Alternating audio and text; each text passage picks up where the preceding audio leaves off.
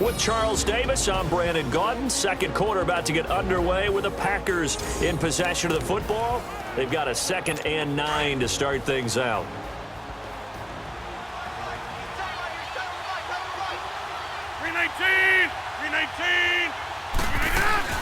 They'll run it now out of the gun. And he is met in his tracks behind the line of scrimmage. That'll be a loss of a yard, and it leads to a 3rd down. I know when I was a kid, I always got real excited when I saw those lateral-type runs. But the best backs that made it happen, they put a foot in the ground and just go. That didn't happen there. That play got swallowed up. And down he goes on the pressure from the Rams defense. Michael Brockers in there to get him, and that's sack number 6 for him on the year. It's a team game, but sometimes individuals do stand out, don't they? How about that for a twofer? Tackle for a loss on the running play on the previous down, and then comes right back and gets a sack.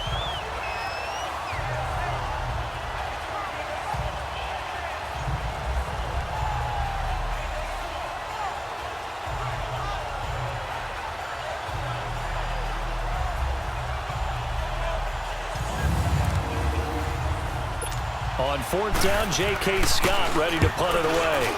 And this is away. It's a high kick, and he got all of it.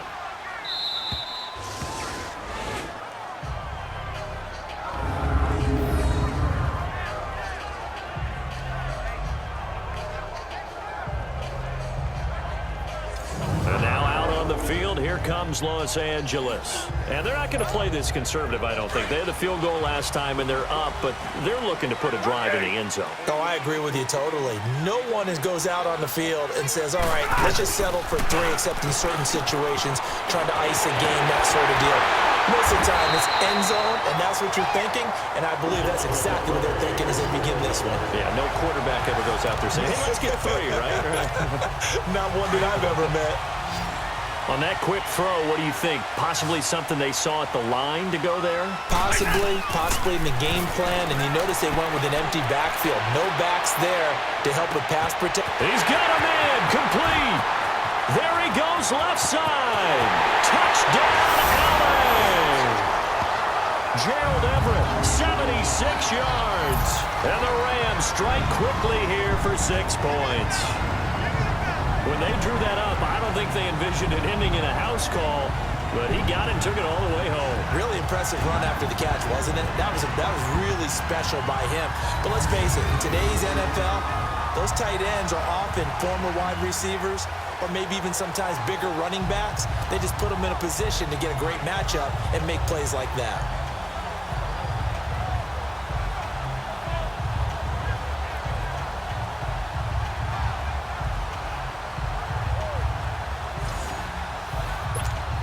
Justin Tucker for the extra point.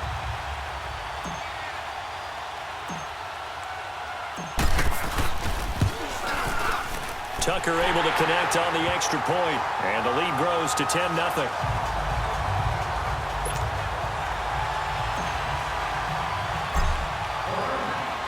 Out is the kickoff unit as they run up and send this one away. This is fielded a couple yards deep. And this return net's positive as he gets past the 25 and up to the 27-yard line. Now the Packers get set to go. And with this deficit, you can't have too many more drives like the last drive where you had to punt it away. You know what I would tell my offense right here? The punter doesn't exist, guys. He doesn't even exist. He's not a team anymore. I just cut it, all right? So you've got to go out and create some offense for us here and give us some points. No way does that guy get on the field on this drive. Poor punter. Yeah, it wasn't his fault. But, hey, listen, there's got to be casualties at times. We're trying to win a game. Now it's Rodgers. The left side throw complete to Adams. And he is going to lose yardage here. They'll wind up losing 11 on the play. And they're going to face an uphill battle here on 3rd and long. I really don't know where to go with this one. He caught the pass, but in the opposite direction towards his own end zone. That's not one you get every game.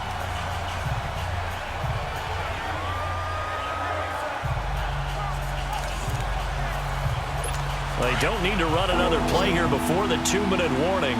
Let's see if they do it anyway. 2 minutes to play here in the first half. We're back to the City of Angels after this timeout.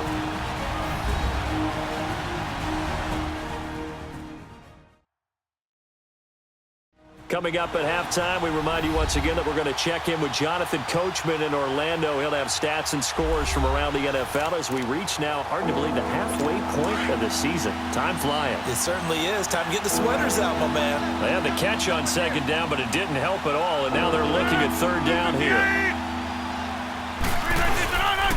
Rodgers gives this to Jamal Williams. And not a whole lot to speak of there as they'll bring him down shy of the 20. Just a 2-yard pickup, and that should necessitate a call for the punt team here on fourth down.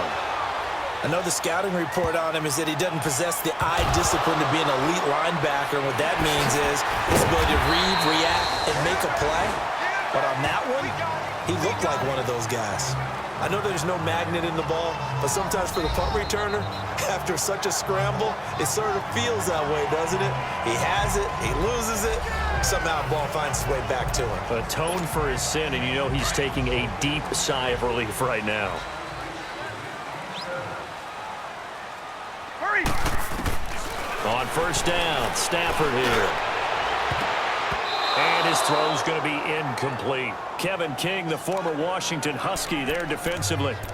They don't get the hook up there, but you really have to marvel at how precise he's been throwing the football these last couple weeks. Oh, that's the perfect word for it, precise, because if you're at 70% or better 2 weeks in a row, you have a job as long as you want one in this league, won't you? I mean, let's face it, it's not just West Coast. Robert Woods, the 30, 20, 10, touchdown, LA! Robert Woods, his 5th touchdown now on the year. And the Rams add on to their lead. I heard a coach talk about those late-in-the-half scores, especially ones that give your team a pretty decent cushion. He said those could be the ones that could finish off a squad if you let them. Yeah, they've got the cushion. This half has been theirs.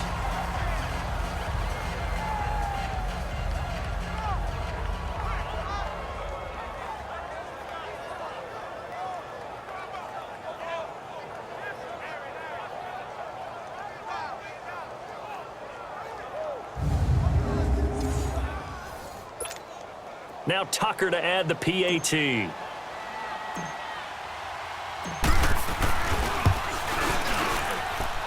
Tucker with the extra point, and that makes our score 17-0.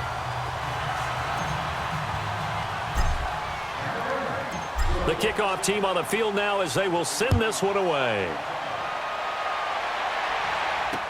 This is fielded a couple yards deep. And he'll take this up past the 20 and down at the 22-yard line. The Packers offense now heading back out onto the field. They've had it twice. They've punted twice. Not the start they were hoping for. Not at all, and let's face it, every facility we visit, everyone talks about converting on third down, how big that is. In this situation, they've had to punt it away twice, so they're furiously going over things on the sidelines. What do we need to do to pick up a first down and change our momentum? 319! Throwing on first down is Rodgers. Drops it to Jones in the flat. And he'll be brought down shy of the 40 at the 38-yard line. Now the Packers going to go ahead and use the second of their timeouts as the clock will stop with 45 seconds to go in the first half. 319! On second down, here's Rodgers. He finds Randall Cobb with a completion. Let's go. And they bring him to the ground just shy of midfield. Rodgers to Cobb, good for a Green Bay first. On first and 10, here's Rodgers. And that one will fall incomplete. Clock here now just under 30 seconds to go in this first half. I know coaches tell us all the time that having a powerful arm isn't the number one thing they look for in a quarterback. But when you're trying to throw inside routes and you need to put some heat on it, it helps to have the big gun. In this case, just a little bit too much. Another throw on second down, and this one incomplete as well. Let's face it, if you want to get back into the game, these are the kind of throws you got to hit. He's wide open right there. Got to be able to get it to him, don't you think? And those are the throws that haven't been available to them every time he's dropped a pass. Yeah, that's a big miss. And he comes back with one complete. And now the Rams are going to halt things as they want a timeout. As the clock will stop with 21 seconds to go here in the first half.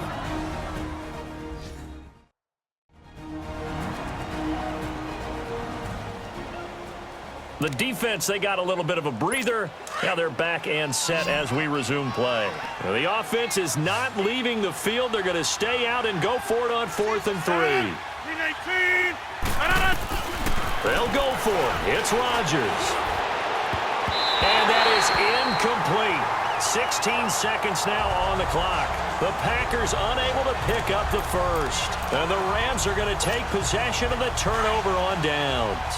Well, it was too far for a field goal try. You don't really gain a whole lot out of a punt, so I don't think you have much of a problem with that, do you? No, not at all. I think it's the right play, the exact right play, because even if you want to play defense and pin them deep, you know how hard it is for a punter to knock one dead inside the 10-yard line. That's not necessarily easily done. So I think going for it there was the right call. And with just 1 second remaining in the first half, they'll call the timeout.